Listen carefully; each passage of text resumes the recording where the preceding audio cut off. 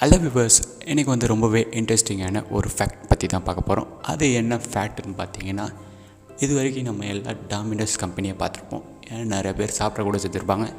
அந்த டாமினோஸ் கம்பெனியோட லோகோவில் எதுக்கு அந்த டைஸ் மாதிரி பாக்ஸ் இருக்குது, அதில் இருக்குது 3 டாட் ஹோல் எதுக்கு இருக்குது, அதை பற்றி தான் இன்றைக்கி வீடியோவில் பார்க்க போகிறோம். சரி வாங்க வீடியோவை ஆரம்பிக்கலாம்.